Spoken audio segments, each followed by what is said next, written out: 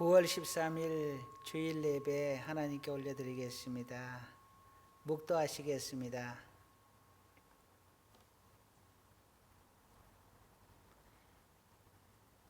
하나님은 영이시니 예배하는 자가 영과 진리로 예배할지니라. 아멘. 찬송가 1장 찬양 올리겠습니다. 찬송가 1장. 만복의 근원 하나님, 온 백성 찬송 드리고, 저 천사여 찬송하세. 천송 성부 성자 성령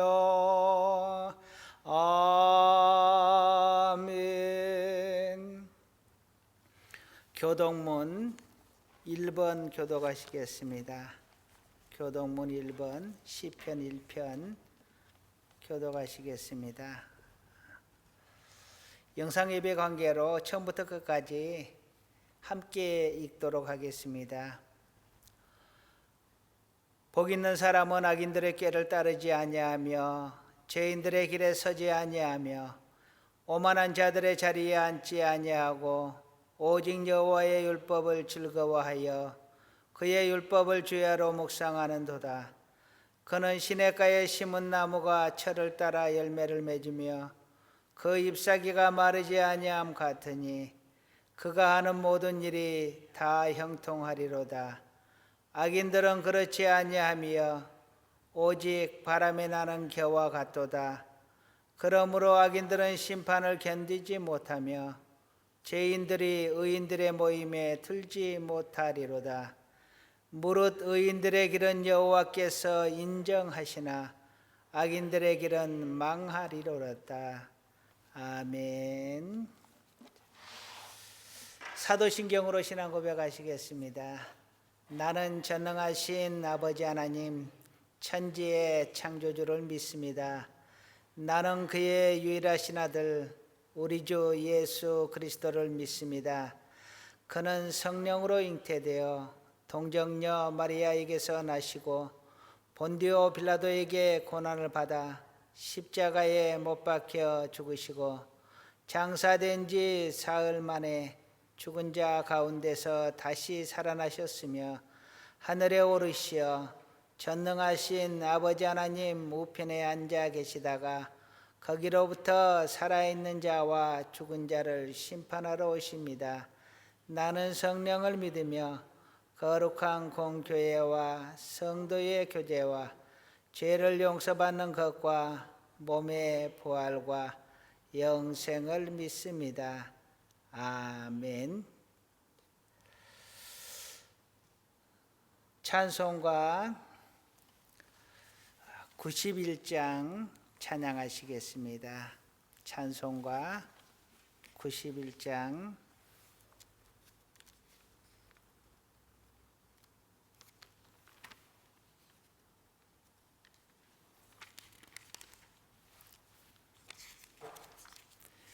일 절과 4절만 찬양할게요.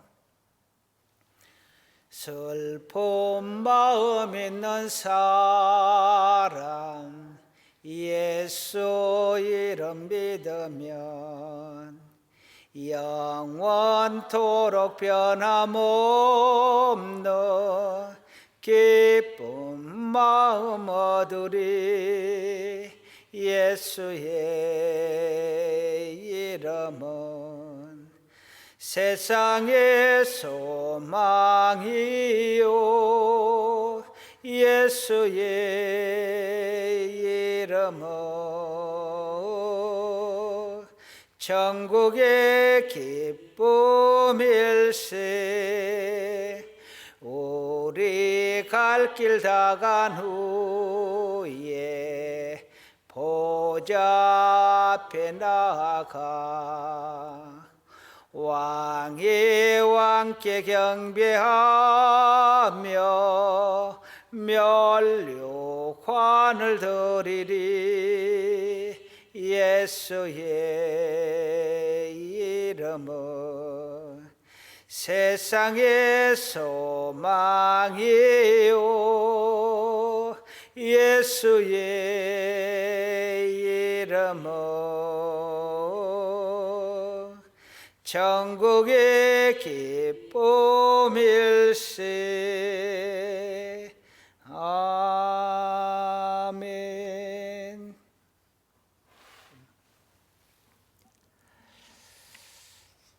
하나님의 말씀 먼저 보시겠습니다. 로마서 8장 15절, 요한복음 15장 8절, 마태복음 5장 13절에서 14절. 여러 군데로 나누어져 있으니까 제가 봉독에 올리겠습니다. 로마서 8장 15절 먼저 읽습니다. 너희는 다시 무서워하는 종의 영을 받지 아니하고 양자의 영을 받았으므로 우리가 아빠 아버지라고 부르짖느니라. 아멘. 요한복음 15장 8절 말씀 보시겠습니다. 너희가 열매를 많이 맺으면 내 아버지께서 영광을 받으실 것이요 너희는 내 제자가 되리라. 아멘. 마태복음 5장 13절에서 14절 말씀. 5장 13절, 마태복음 5장 13절에서 14절 말씀 봉독하겠습니다. 너희는 세상의 소금이니 소금이 만일 그 맛을 잃으면 무엇으로 짜게 하리요? 후에는 아무 쓸데없어 다만 밖에 버려져 사람에게 밟힐 뿐이니라. 너희는 세상의 빛이라. 산 위에 있는 동네가 숨겨지지 못할 것이요. 아멘. 기도하시겠습니다. 한 주간도 하나님의 은혜 속에 우리를 지켜주시고 하나님 앞에 예배드릴 수 있도록 허락하여 주심을 감사를 드립니다. 우리 하나님을 아는 것이 얼마나 큰 복인 것을 우리는 압니다. 하나님께서 우리와 동행해 주심이 얼마나 큰 은총임을 우리는 압니다. 우리의 마음으로는 하나님을 전심으로 따르고 함께하기를 원하지만 우리의 육신이 세상이 약하여 하나님을 온전히 따르지 못하였음을 이 시간 고백합니다. 하나님께서 모든 죄와 허물은 다 사하여 주시옵시고 하나님을 향한 열심을 우리의 마음속에 심어 주옵소서. 또한 이 시간에는 모든 것들을 다 내려놓고 우리 하나님과 교통하는 시간, 하나님의 말씀으로 우리의 영의 양식을 삼는 시간 되게 하여 주옵소서. 전하는 자나 듣는 자 모두에게 하나님의 크신 은혜, 성령의 역사심이 있기를 간절히 원합니다. 하나님께서 이 예배를 받아주시고 주관하여 주옵소서. 예수님의 이름으로 기도드립니다. 아멘.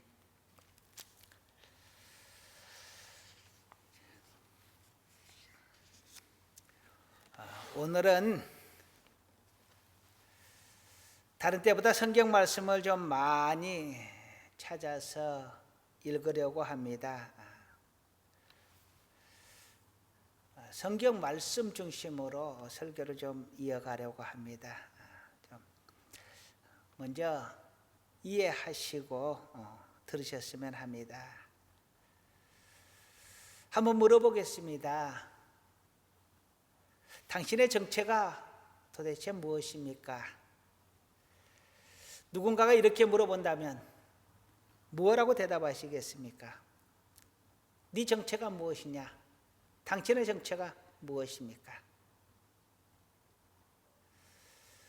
나에 대해서 물어보는 것이니까 당연히 내가 잘 알고 있는 사항일 겁니다. 그런데 얼른 대답하기가 참 쉽지 않습니다. 왜 대답하기가 쉽지 않죠?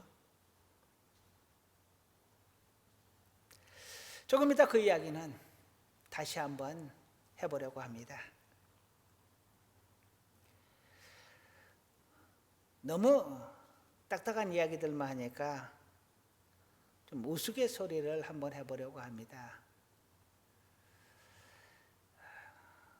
호랑이 중에서도 조폭 여자 호랑이가 있었습니다. 그런데 어느 날 이 조폭 여자 호랑이가 좋은 남자를 만나서 결혼을 했습니다. 그래서 예쁜 아들을 낳았습니다. 너무너무 예쁘고 너무너무 사랑스러운 아기였습니다. 이 아이가 자라면서 어느 정도 아이가 자라면 모든 것을 다 질문을 하는 시기가 있습니다. 도대체 궁금한 것이 왜 그렇게 많은지 모르겠습니다. 이 아이가 그런 나이가 되었습니다. 모든 것이 다 궁금합니다. 그런데 그 중에서도 특히 궁금한 게 있었습니다. 그게 뭐냐 하면 내가 호랑이인데 내가 달리기도 못하고 토끼보다 달리기도 못하고 토끼 한 마리도 잡지 못하고 또 너무 내가 겁이 많은 거야. 내가 산중의 왕이라는 호랑이인데 뭐 큰 소리만 나도 겁이 덜컥 나고 뭐 바스락거리는 소리만 나도 겁이 덜컥 나고 해가 지고 깜깜해지기만 해도 겁이 덜컥 나고 스스로 생각하기에 너무나 자기가 호랑이 같지가 않은 거예요. 그러니까 엄마한테 맨날 물어봤어요. 엄마, 나 호랑이 맞아? 엄마가 처음에는 너무너무 귀엽잖아요. 왜? 왜 너는 호랑이가 아니라고 생각해? 그러니까 호랑이가 나는 겁도 너무 많고 토끼 한 마리도 못 잡고 토끼하고 달리기를 하면 맨날 내가 져. 그런데 어떻게 내가 호랑이야?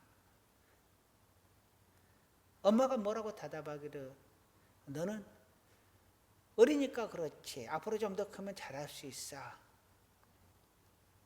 근데 생각해 보니까 호랑이 새끼가 내가 토끼보다 더 큰데 왜 나는 토끼보다 달리기를 못해? 계속 궁금하고 또 궁금한 거예요. 근데 엄마가 이제 드디어 이것이 정답이다 하고 생각이 났습니다. 그래서 엄마 호랑이야 아니야? 그러니까 호랑이에요. 그럼 엄마가 너를 낳았어. 그러면 너는 호랑이야 아니야? 호랑이 맞아요. 근데 나 정말 호랑이 맞아? 또 물어보는 거예요. 계속 반복해서 질문하는 거죠. 질리도록 너무 질문을 하다니까 엄마 호랑이가 이 조폭 엄마 호랑이가 참 얌전하게 아이도 잘 기르고 남편도 잘 이렇게 섬기고 그렇게 살았는데 그만 짜증이 나고 말았습니다. 하도 너무 물어봤으니까 그래서 열받은 조폭 엄마가 아이한테 뭐라고 할게요?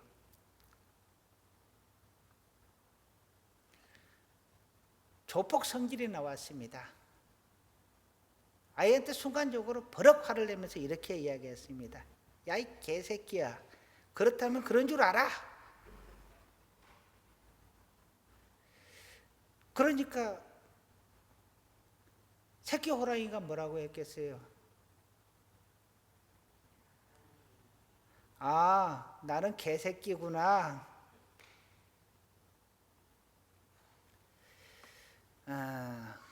우리 혹시 귀한 자식을 개새끼, 멍청한 새끼, 병신 새끼로 만들지는 않는지 혹시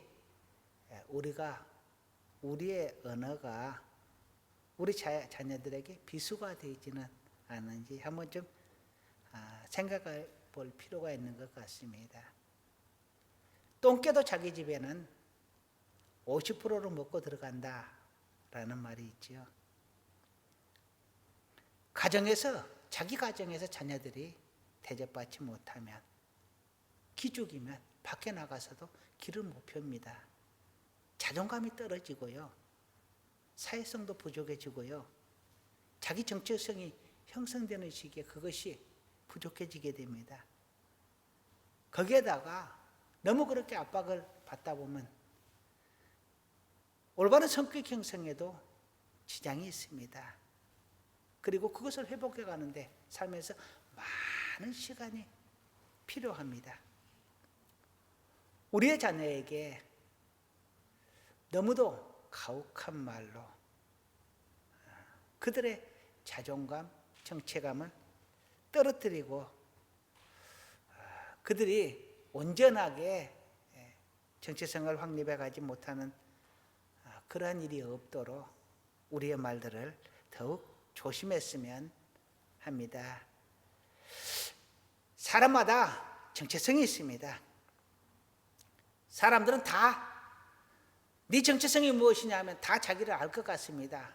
나를 다 안다고 생각을 합니다. 근데 물어보면 금방 대답하기가 어렵지요. 왜 대답하기가 어려우냐? 굳이 그것을 생각해 보지 않았기 때문에 그렇습니다. 갑자기 질문이 훅 들어오니까 생각이 나지 않는 거예요. 곰곰이 생각을 해보아야 합니다. 그러면 답을 찾을 수는 있습니다. 근데 갑자기 생각해 보지 않은 것을 물어보니까 나는 무엇라고 해야 되나? 이렇게도 이야기할 수가 있고 이렇게도 이야기할 수 있고, 나 엄마야, 나 아내야, 나 교회 목사야, 뭐 여러 가지 자기의 정체성을 여러 가지로 이야기할 수 있습니다. 그 중에 어느 것이 나의 정체성이냐? 모두가 다 나의 정체성인 것 맞습니다. 가장 대표적인 것을 정하라 그러면 저는 목사겠지요. 그러나 어떤 사람은 엄마가 자기의 정체성일 수도 있습니다. 어떤 사람은 카메라 감독이 자기 정체성일 수 있는 겁니다. 그 대표적으로 꼽을 수 있는 것이 있는 반면에 너무나 여러 가지의 정체성 때문에 어느 것이 나다라고 이야기하기가 어려운 경우도 있습니다. 그리고 그동안에 꼭 그것을 생각해 보아야 될 필요성이 없었습니다. 믿지 않는 사람들은 믿음의 사람들이 가져야 될 정체성을 전혀 생각해 보지 않습니다. 믿는 우리들조차 믿음 안에서 우리의 정체성이 무엇이냐라고 물어보았을 때 대답하기가 쉽지 않습니다. 왜냐하면 그렇게 깊이 생각해 보지 않았기 때문에 그렇습니다. 그러나 우리는 분명히 정체성을 갖고 있습니다. 사회 속에서 나의 정체성, 교회 안에서 나의 정체성.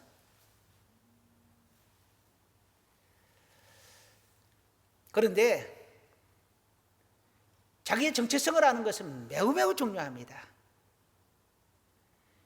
정체성이 흔들리게 되면 자연적인 질서까지 흔들리게 되는 경우가 있습니다.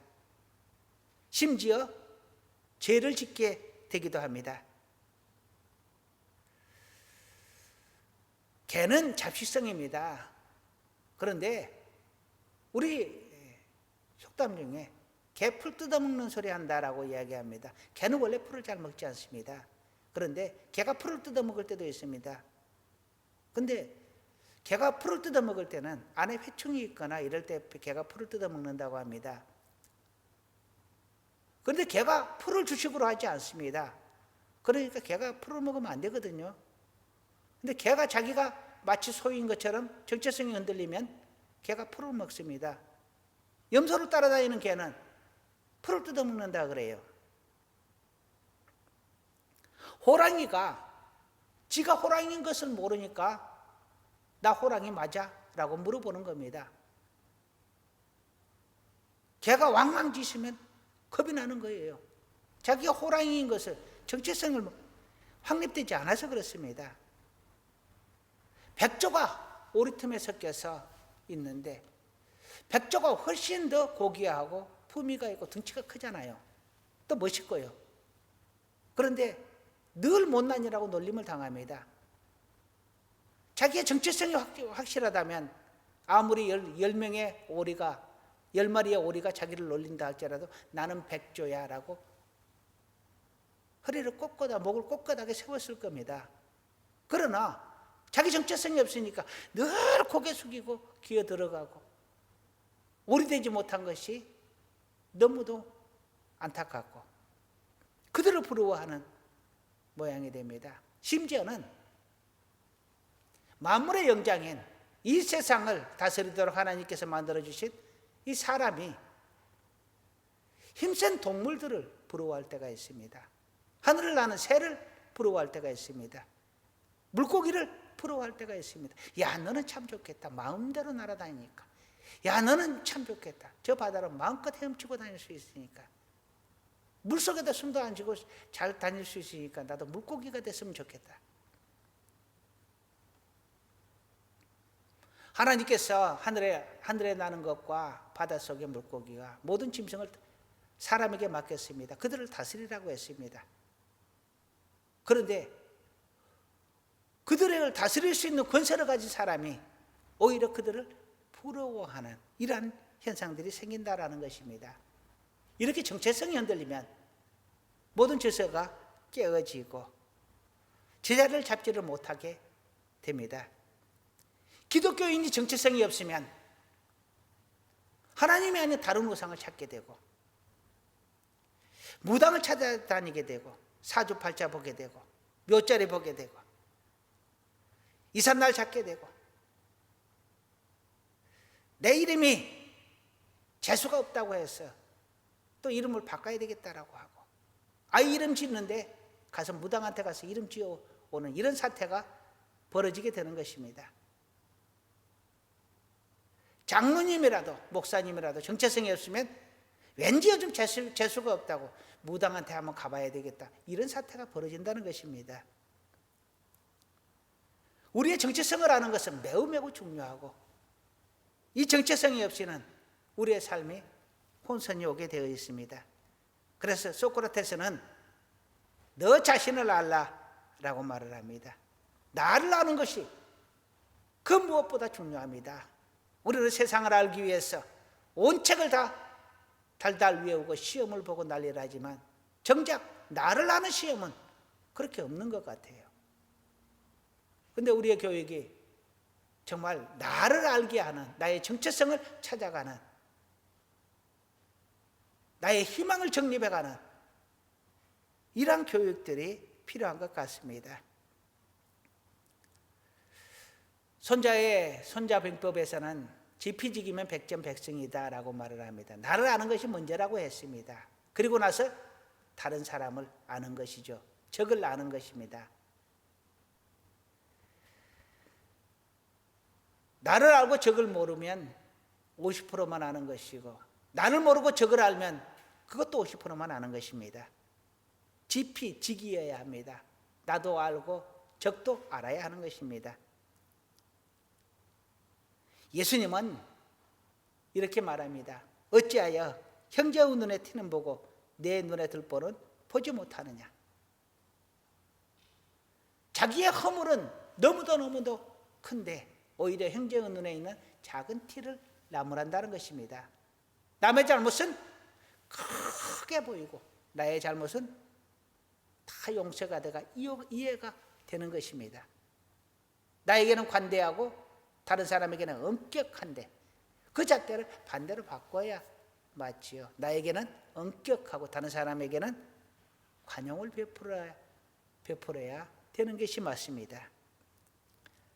자, 이렇게 우리의 정체성에 대해서 오늘 본문은 이야기를 하고 있습니다.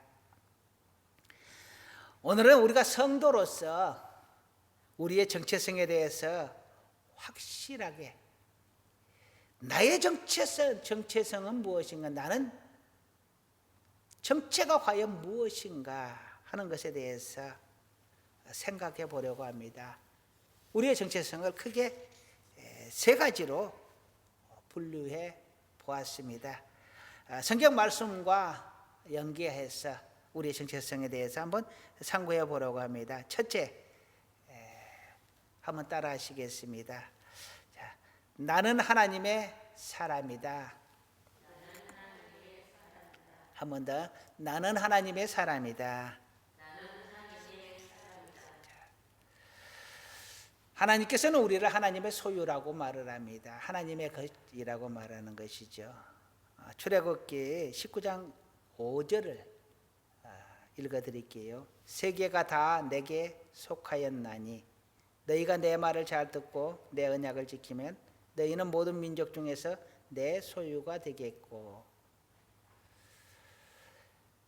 하나님께서 믿는 자들은 하나님의 소유가 된다, 하나님의 것이 된다 라고 말을 합니다.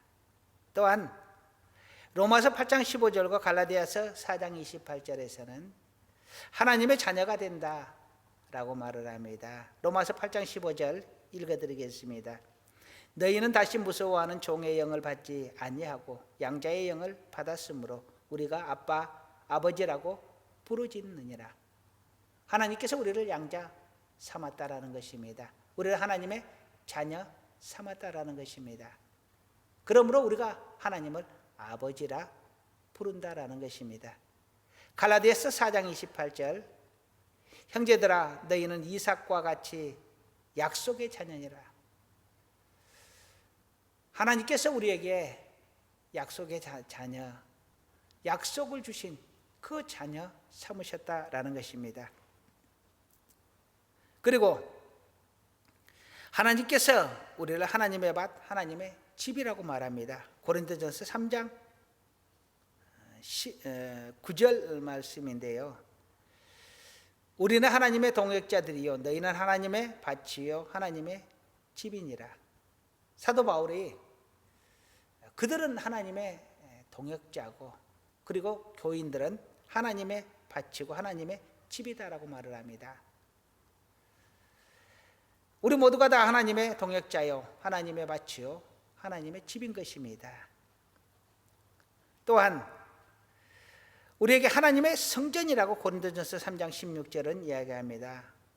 고린도전서 3장 16절 너희는 너희가 하나님의 성전인 것과 하나님의 성령이 너희 안에 계시는 것을 알지 못하느냐.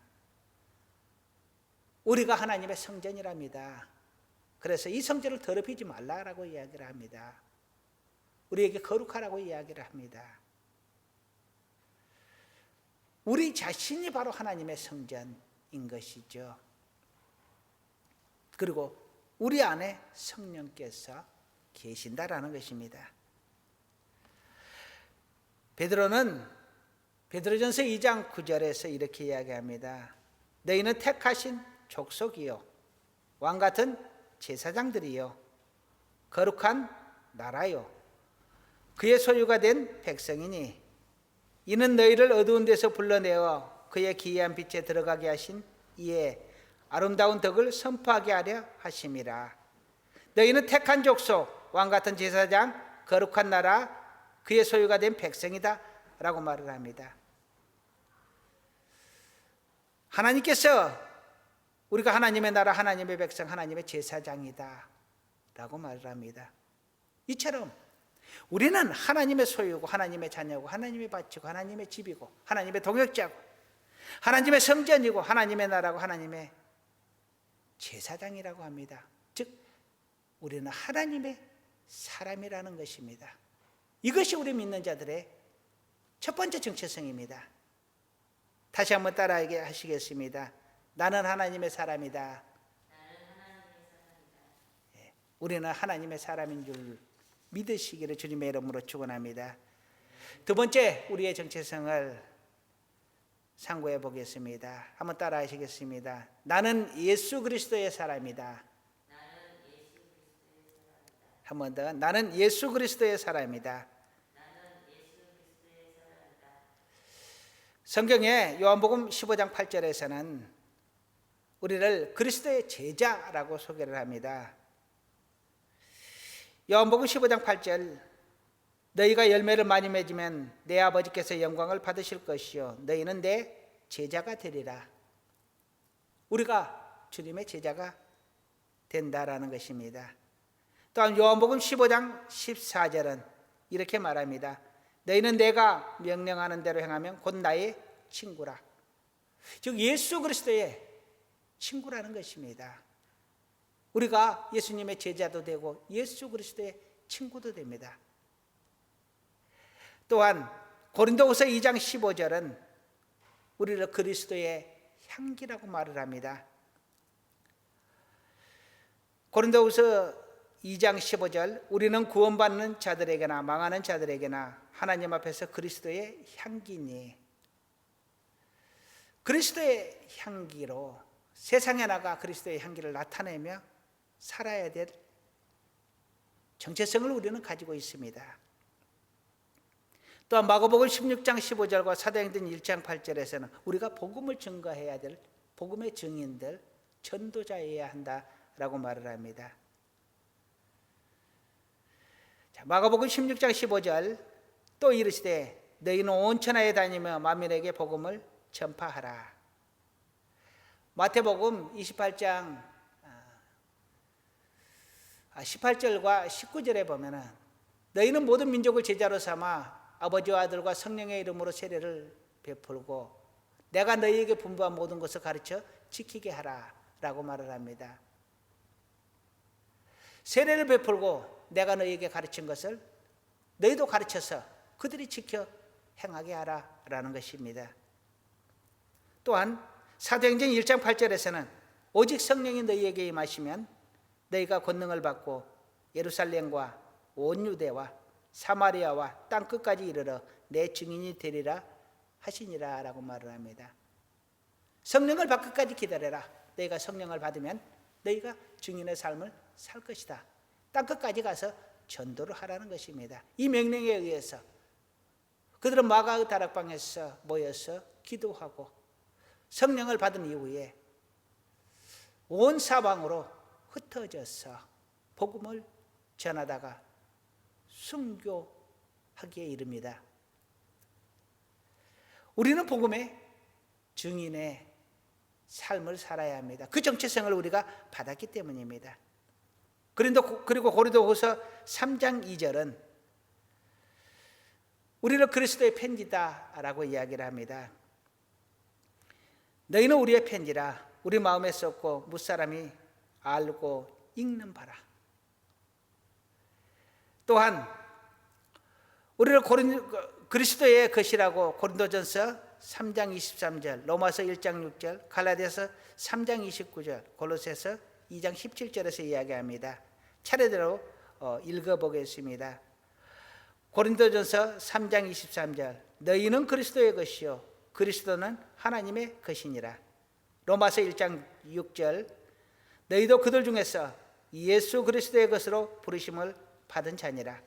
갈라디아서 3장 29절, 너희가 그리스도의 것이면 곧 아브라함의 자손이요 약속대로 유업을 이을 자니라. 골로새서 2장 17절, 이것들은 장래 일은 그림자이나 몸은 그리스도의 것이니라. 아멘. 우리가 하나님의 것이지만 또한 우리가 그리스도의 것이다 라고 말을 합니다. 예수님께서 피값으로 우리를 사셨으니 우리는 그리스도의 것이다 라고 말을 합니다. 또한 로마서 12장 5절에서는 우리가 그리스도의 지체다고 말을 합니다. 로마서 12장 5절, 이와 같이 우리 많은 사람이 그리스도 안에서 한 몸이 되어 서로 지체가 되었느니라. 예수님께서 우리의 머리가 되시고 우리는 그 몸의 각각 지체가 된다라는 것입니다. 그래서 합력하여 선을 이루어야 하는 것이 바로 하나님의 일을 하는 방법입니다. 그런데 손이 나는 몸이 싫으니까 떨어져 나가야 되겠다. 떨어져 나가면 살 수 있습니까? 죽는 것이죠. 하나님을 떠나서는 우리는 살 수가 없다라는 것입니다. 결국 영생을 얻지 못하고 죽음에 이르게 되는 것입니다. 또한 요한복음 15장 5절에서 예수님은 포도나무를 비유하면서 예수님은 포도나무고 우리는 그 포도나무에 달린 가지라고 이야기합니다. 포도나무의 가지다라고 우리를 이야기합니다. 이처럼 우리는 예수 그리스도의 사람입니다. 예수님의 제자가 되고 예수님의 친구가 되고 예수의 향기가 되고 복음의 증인이 되고, 즉 예수의 증인이 되고 그리스도의 편지가 되고 그리스도의 것이 되고 그리스도의 지체가 되고 그리스도에 붙어있는 가지가 되는 것입니다. 예수님을 떠나서는 우리의 정체성이 존재하지 않는 것입니다.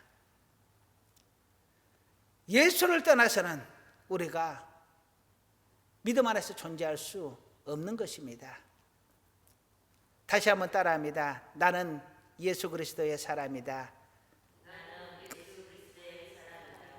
세 번째, 우리의 믿음의 정체성을 상고해 보려고 합니다. 한번 따라 하시겠습니다. 나도 사람 중에 사람이다.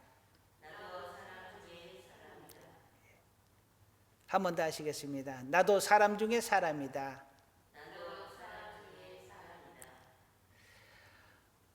하나님께서 세상을 만드시고 마지막 날에 사람을 만드셨습니다. 그때에 창세기 1장 26절을 보게 되면 하나님이 이르시되 우리의 형상을 따라 우리의 모형대로 우리가 사람을 만들고 라고 합니다. 하나님의 형상대로 우리가 지음을 받았습니다. 우리는 하나님의 형상을 닮은 사람입니다. 이어서 그들로 바다의 물고기와 하늘의 새와 가축과 온 땅에 기는 모든 것을 다스리게 하자 하시고 했습니다. 사람을 하나님의 형상대로 만든 이유가 하나님께서 만드신 바다의 물고기, 하늘의 새, 가축, 온 땅에 기는 것들, 모든 것, 즉 지구상에 있는 모든 것들을 다스리게 하기 위해서 사람을 만들었다라고 합니다. 하나님께서 창조하신 모든 것을 다스리게 하는 것이 아닙니다. 하나님께서는 해와 달과 별과 온 우주를 만드셨습니다. 그것들은 우리에게 맡겨진 것이 아닙니다. 사람에게 맡긴 것은 하늘의 새와 물고기와 동물들과 땅에 기는 짐승들을, 그것들을 우리에게 맡기셨던 것입니다. 중요한 것은 하나님께서 바로 하나님이 만드신 이 창조물들을 우리에게 맡기셨습니다. 따라서 우리는 하나님의 대리인인 것입니다. 하나님의 형상을 닮은 사람이요 하나님의 대리인입니다. 창세기 1장 28절을 보게 되면요, 하나님이 그들에게 복을 주시며 하나님이 그들에게 이르시되 생육하고 번성하여 땅에 충만하라. 땅을 정복하라. 바다의 물고기와 하늘의 새와 땅에 움직이는 모든 것을 다스리라 하시니라 라고 했습니다.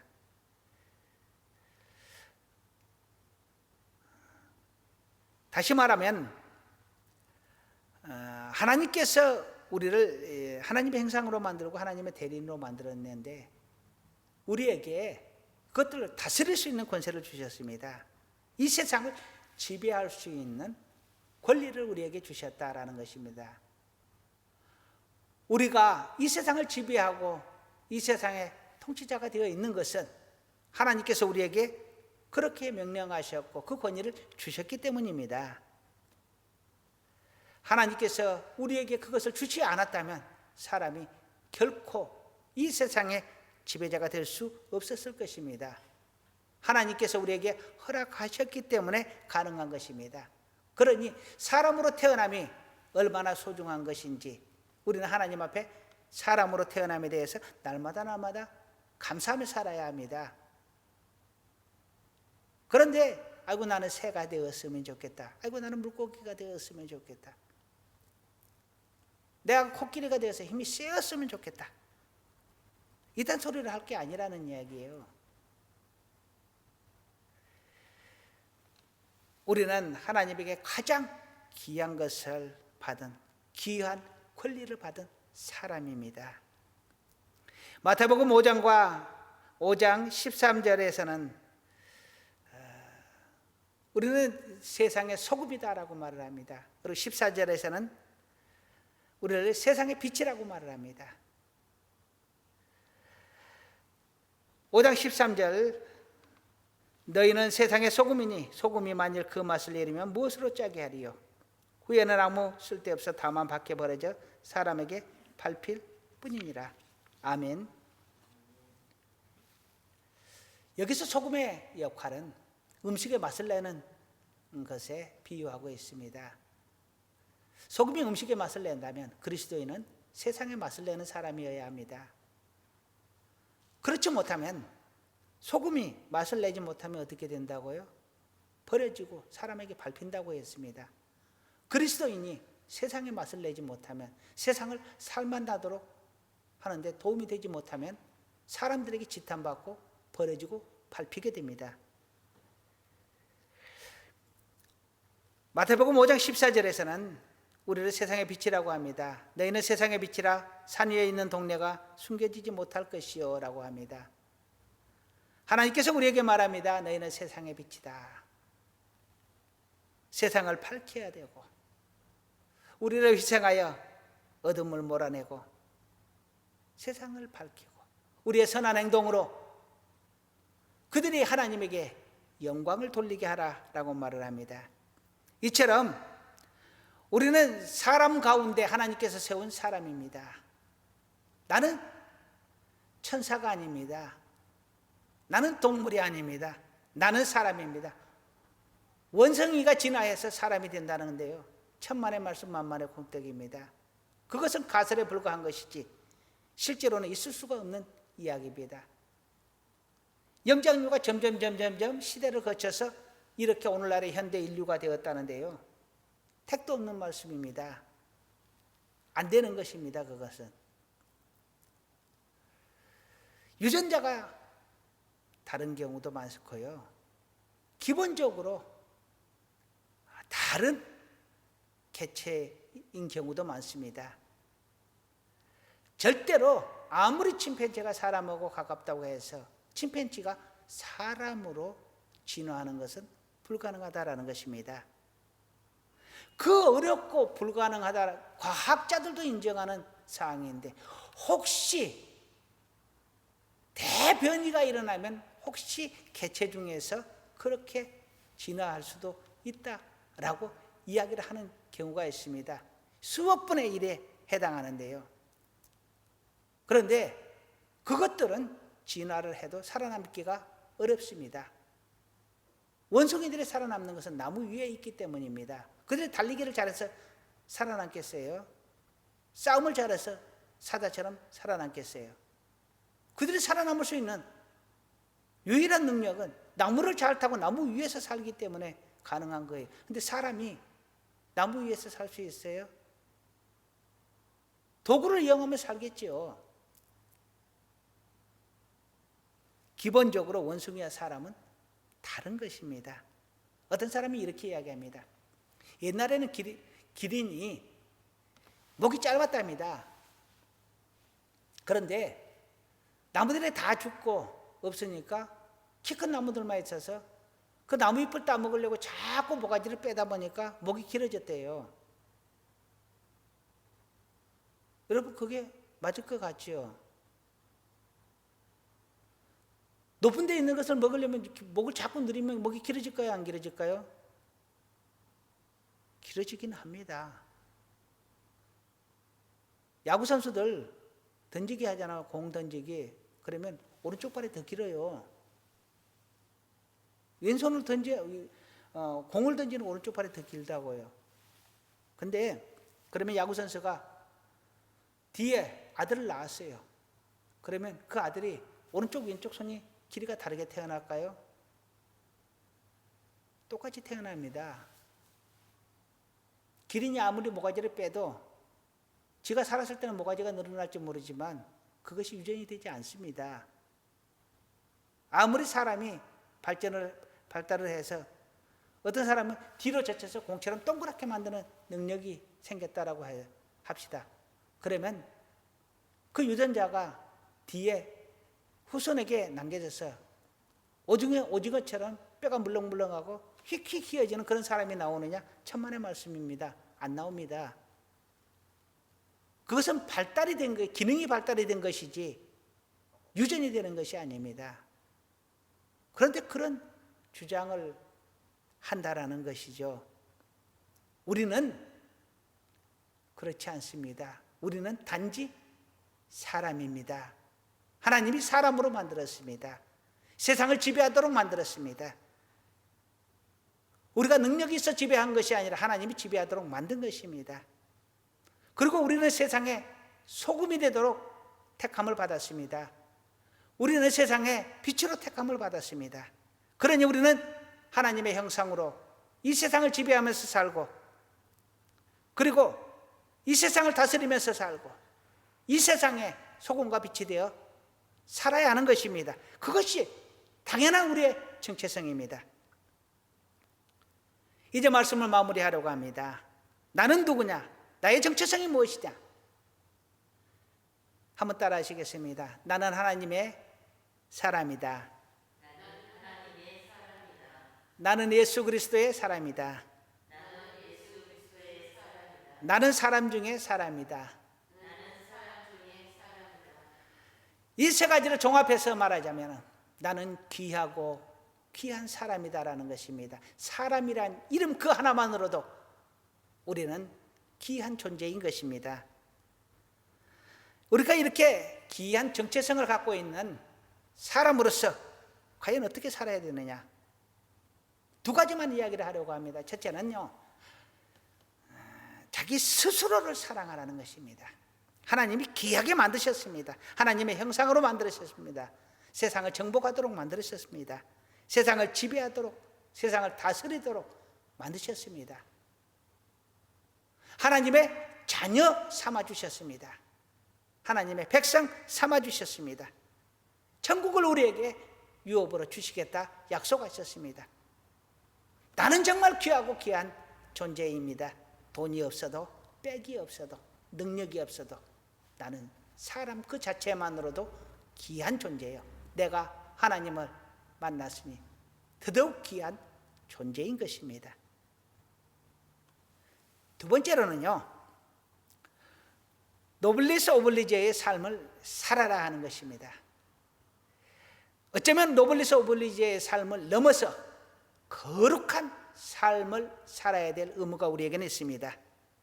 우리가 하나님의 성전이요 하나님의 성령이 내 안에 있습니다. 고린도서 3장 16절에서 그렇게 이야기를 했습니다. 우리가 하나님의 성전인 것과 하나님의 성령이 너희 안에 계시는 것을 알지 못하느냐 라고 말을 합니다. 그러면서 하나님은 말합니다. 너희는 거룩하라. 이는 나 여호와가 거룩함이니라. 레위기 19장 2절의 말씀입니다.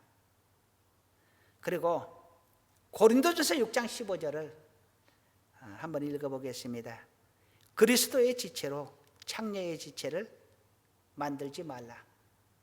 내가 하나님의 전인데 하나님의 것인데 내가 창녀처럼 함부로 행동하지 말라. 더러운 몸 만들지 말라. 거룩하라 이 말입니다. 우리는 하나님의 사람입니다. 그리스도의 사람입니다. 사람 중에 사람입니다. 한마디로 우리는 귀하고 귀한 사람입니다. 스스로 나를 사랑하고 귀한 자녀답게 거룩한 모습으로 살아가는 우리 모두가 되기를 간절히 축원합니다. 기도하시겠습니다. 하나님, 우리는 오늘 우리의 정체성을 한번 돌아보았습니다. 언제나 자신 없는 저희들입니다. 그러나 오늘 우리가 얼마나 귀한 존재인지, 사람이라는 그 자체만으로 존귀함을 받아야 되는 존재임을 다시 한번 생각해 보았습니다. 감사해야 될 존재임을 다시 한번 되새겨 보았습니다. 언제나 하나님이 주신 이 정체성, 이 자긍심을 가지고 기쁨으로 감사함으로 하나님께 영광 돌리며 살아가는 저희들 되게 하여 주시옵소서. 예수님의 이름으로 기도드립니다. 아멘.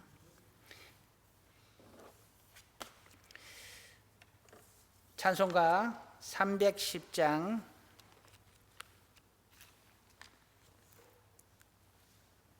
찬송가 310장 찬양하시겠습니다. 1절과 4절 찬양합니다.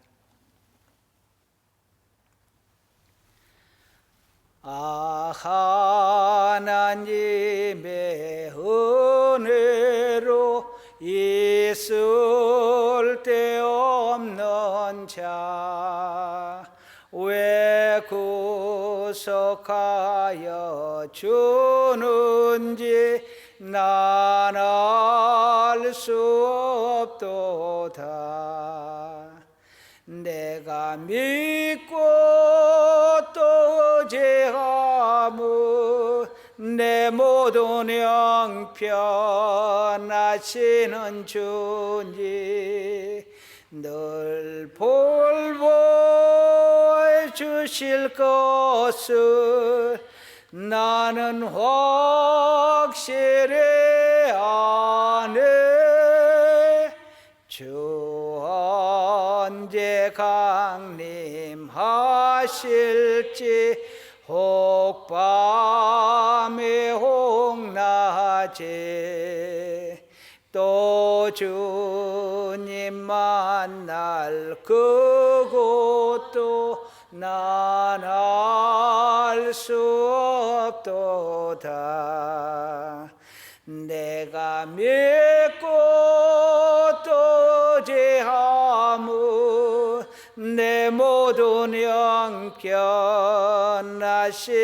주님 늘 보호해 주실 것을 나는 확실히 아네. 아멘. 모두도 코로나 기간 중에 건강 조심하시고 내가 피해자가 되지 않는 것도 중요하지만 무엇보다 내가 가해자가 되는 일이 없도록 모두 사랑의 마음으로 거리두기에 참여해 주시고 또한 속히 이 위기의 시간들이 지나갈 수 있도록 협력하여 기도해 주시기를 부탁드리겠습니다. 자, 축복기도 하겠습니다.